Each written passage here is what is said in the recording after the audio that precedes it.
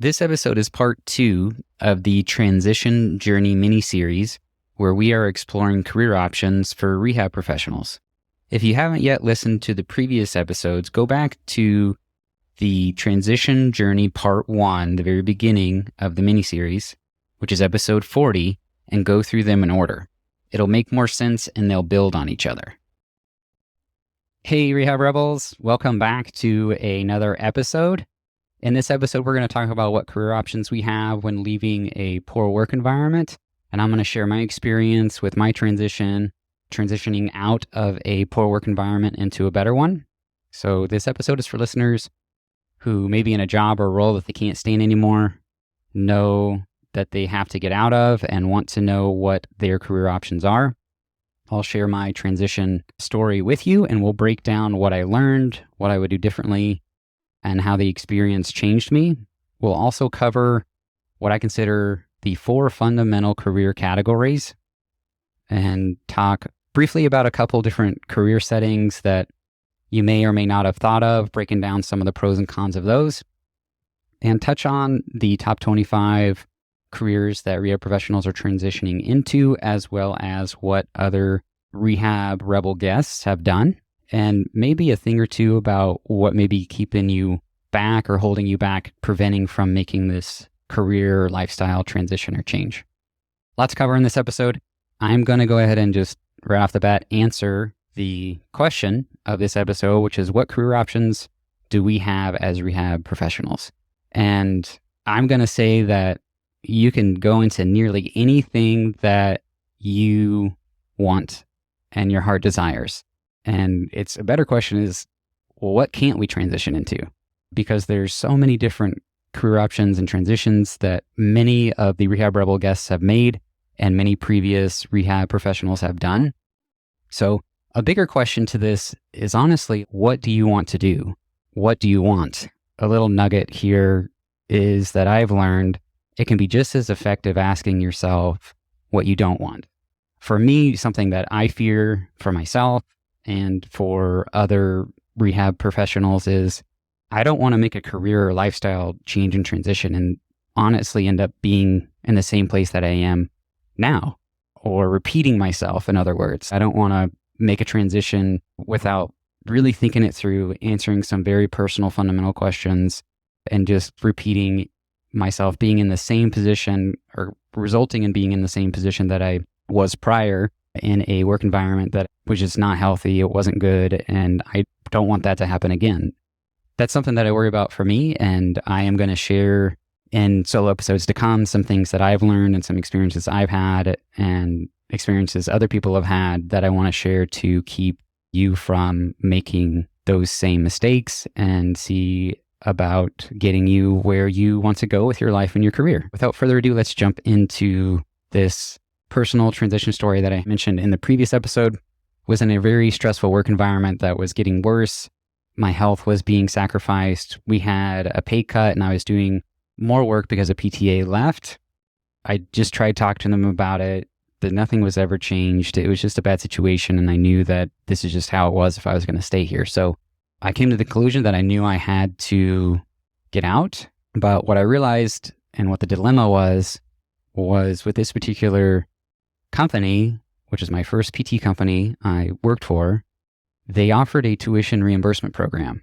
So, yay, great, more money to pay off tuition. Well, in the fine print, they give this to you a year in advance. What that means is if you leave, you have to pay back at least up to a year's worth of what they've already paid you in this tuition reimbursement program.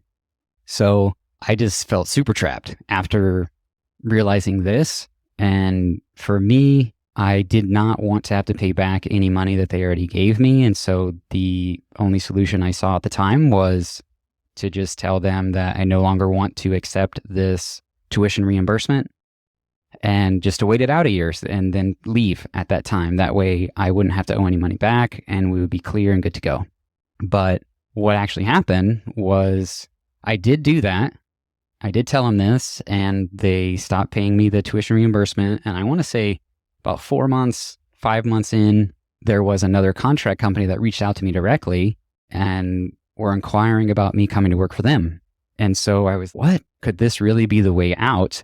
And right off the bat, I told him that this was going to take a lot for me to leave this company, the very first contract company with a poor work environment. And I said that because I was at the higher pay range of my career. Working for a contract company tends to be in the higher pay, and I was. And I just told him it was going to take a lot for me to leave right off the bat.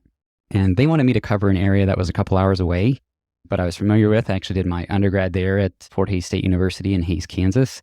They also wanted me to work with some of the same home health companies and agencies that I was already working with at my first contract company, at the first PT job I had.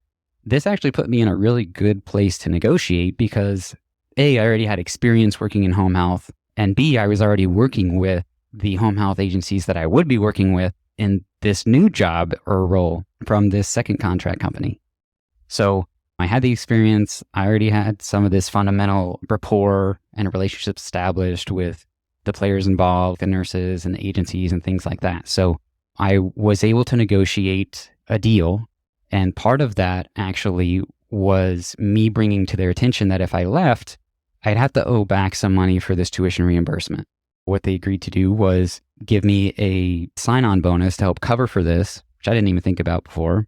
And due to COVID, when I was only working 1 day a week, because of everything that was going on, I also negotiated to be in a salary position to keep that from happening.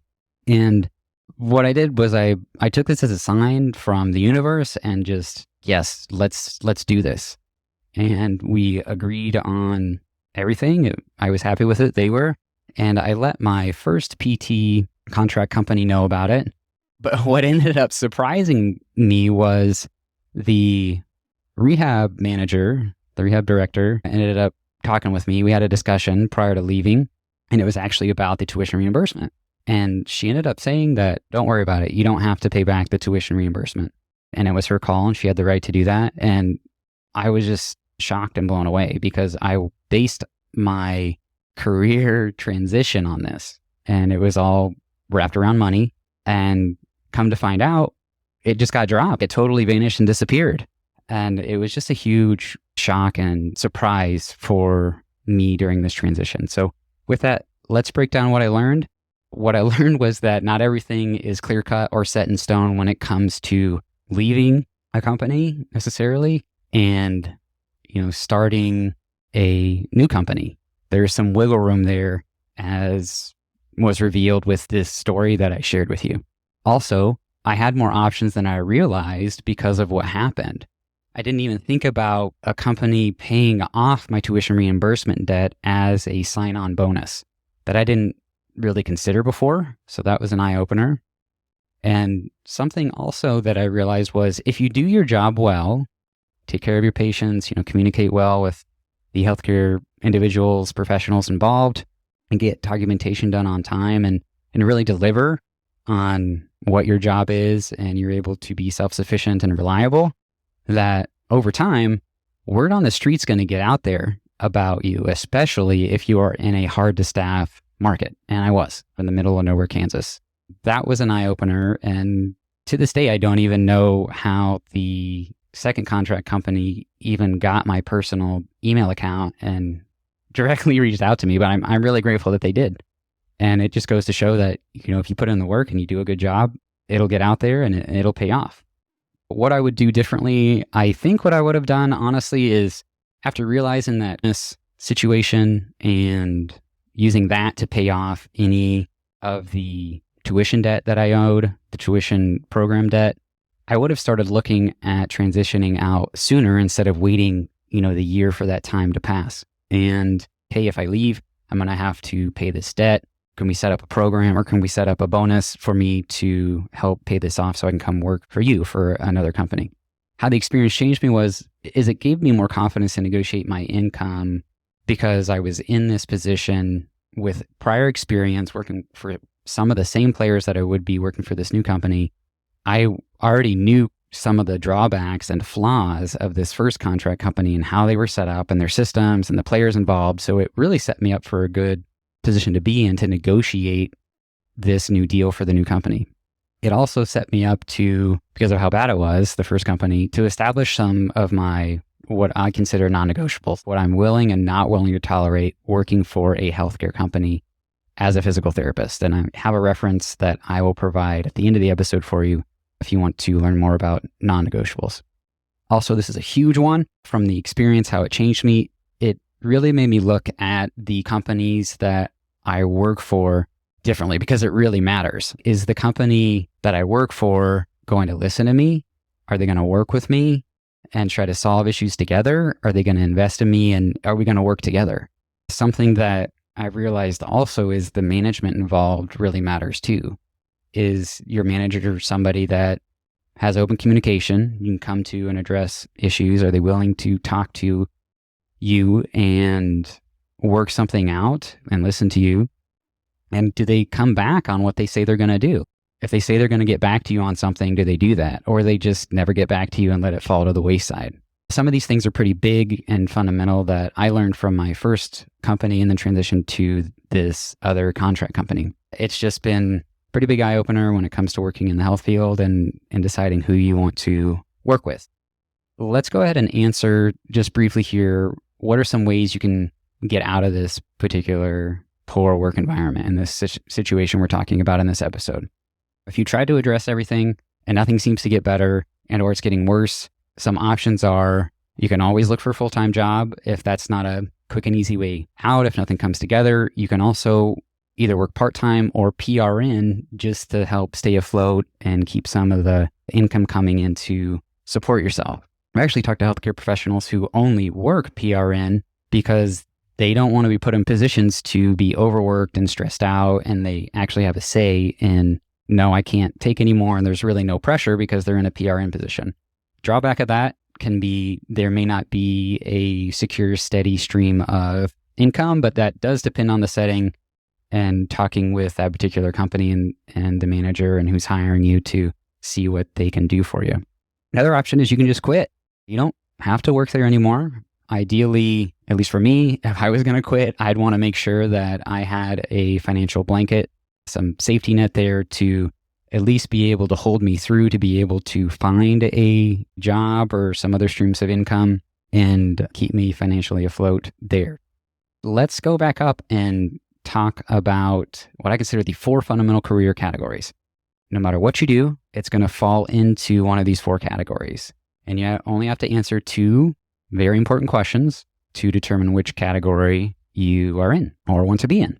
The first one is, do you want to work in patient care or not? Do you want to be in clinical care or non-clinical care?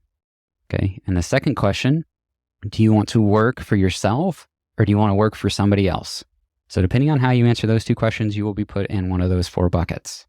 I will be releasing content in the future, just a forecast here on business topics. And if you're interested in creating a business, different topics around that in the future. But we're just taking one step at a time on this transition, taking it episode by episode, and we'll get there in the future. Some simple things to consider is if you're wanting to stay in the health profession and use your experience and license, you just want to get out of where you are now in this poor work environment, you can try a different company like what I did. It was actually a night and day difference. I had a really just awesome manager, Melody, and she was great. It was just way better than my experience with the first company. It made all the difference. And I was able to talk through things. They were communicating with me, letting me know what was going on. They weren't trying to keep me in the dark. It was great. I really, really appreciate that. Whereas the first company, we were often left in the dark. And this is what corporate says. This is how it is. And there is no negotiation. And there really was not a lot of back information to understand really what was going on. We were limited on what we were told, which I didn't like at all.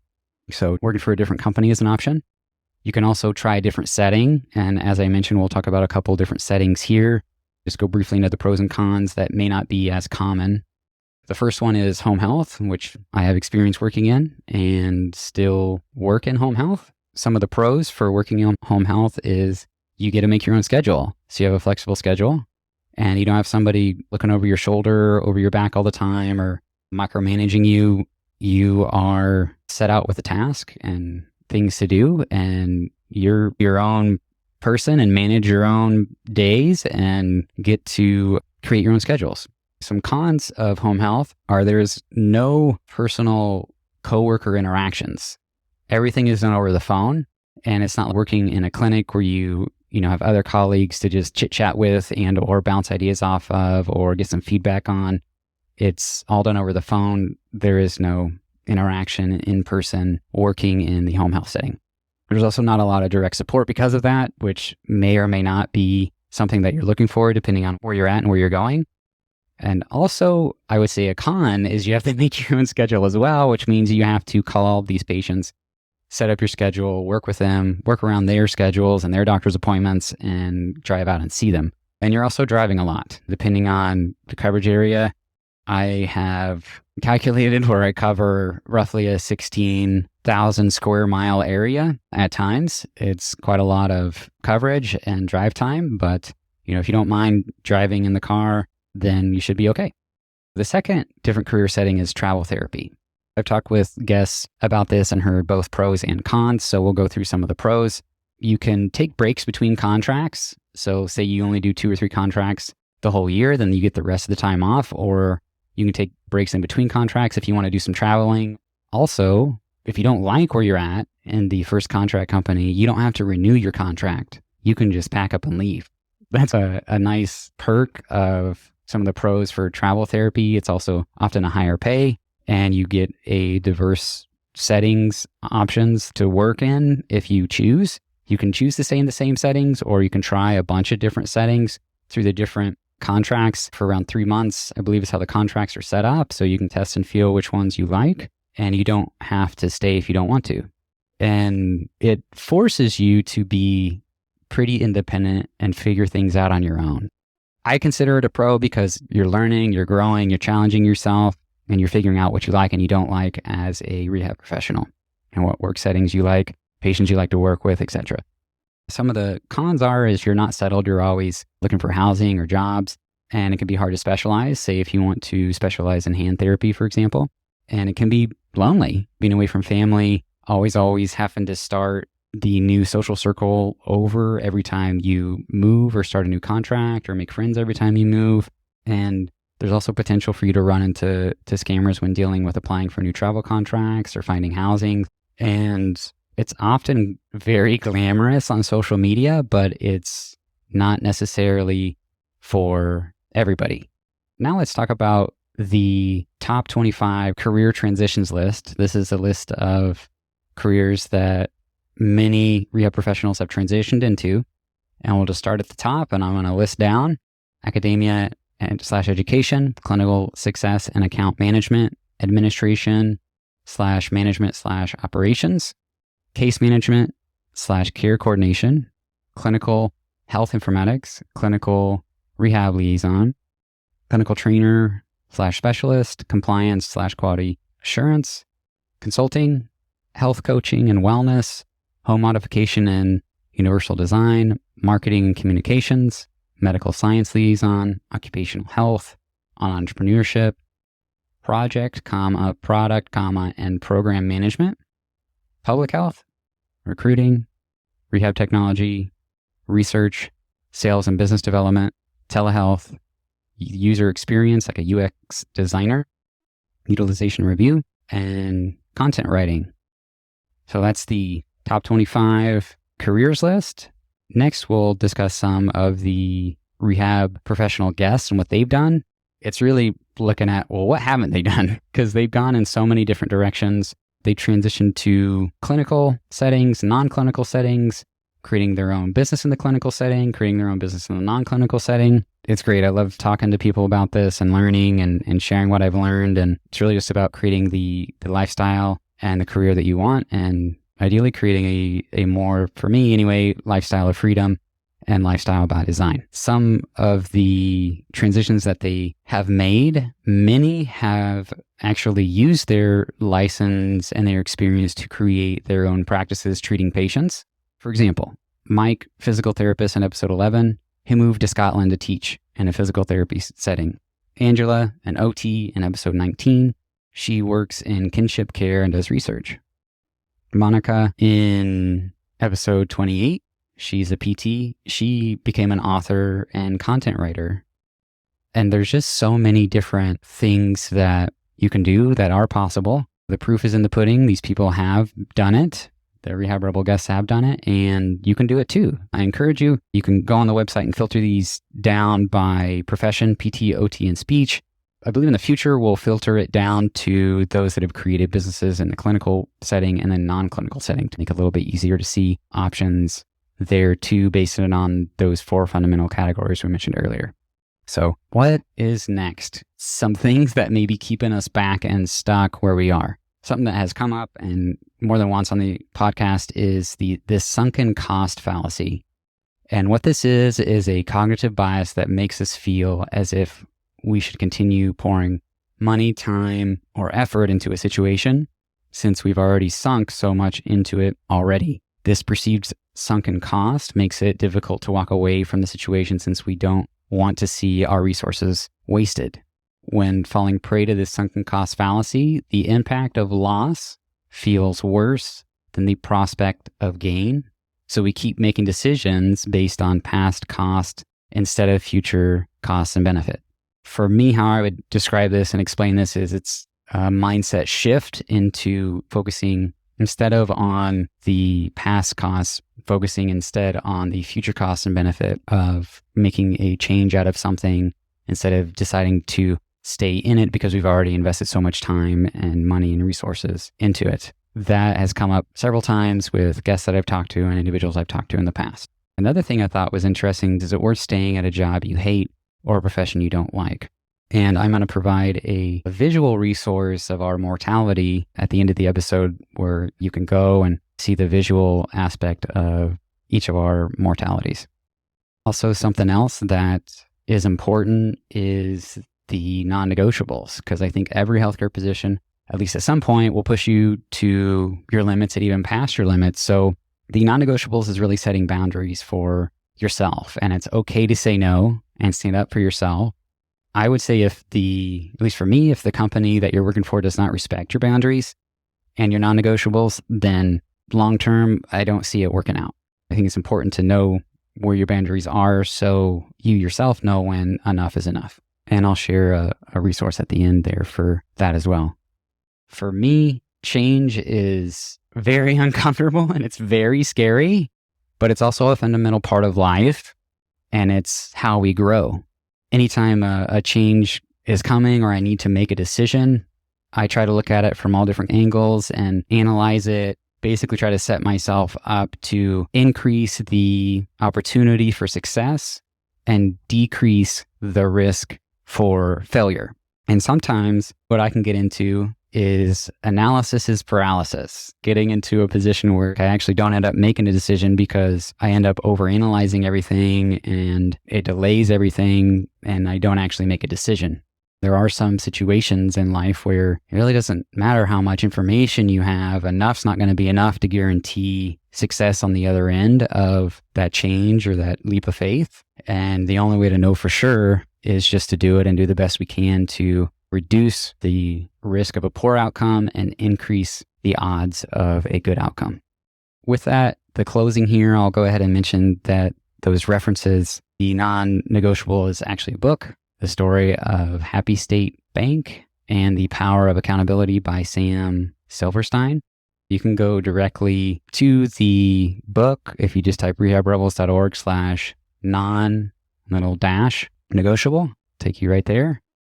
And the question of is it worth staying at a job you don't like or maybe even hate or really not sure what you're wanting to do with your life, trying to see maybe a little bit more clarity regarding your mortality and how much time you have left. There's a really good visual that is at this website. So www.braun, braun.com/your-life. Provides weekly, monthly, and yearly visual of each of our mortalities based on our date of birth. Can help put some things into perspective. With the closing here today, I invite you to click that subscribe button so you don't miss any of these solo episodes that are coming out. And I'm trying to talk with more listeners to better understand the depth of this community. Maybe you yourself are looking to leave a clinical job or start your own business. How I can help you is by, thinking through your next career move together, acting as a soundboard, discussing where you're at, what are your goals, And if I can provide any insights or tips, I'd be happy to help with that. So feel free to reach out. Would love to hop on a discovery call and talk about any and all that with you. You can connect with me either on Instagram at Rehab Rebels Podcast and send me a DM, a direct message there, or you can go to rehabrebels.org/contact and send me a message there. There's also on the homepage, rehabrebels.org, at the far right, there's a tab, click contact, and it'll take you to that same place. What is coming up next? Next episode topic is, what is your why? I'll explain a little bit more behind that and what that actually means. And I will share how I ended up living in my parents' basement 1 year after graduating PT school and still hadn't taken the boards at that time, and what was actually one of the lowest points in my life. So I will share that with you. As always, thank you so much for listening. I hope, and the goal is that these episodes and content were helpful, and I will see you in the next episode. Take care.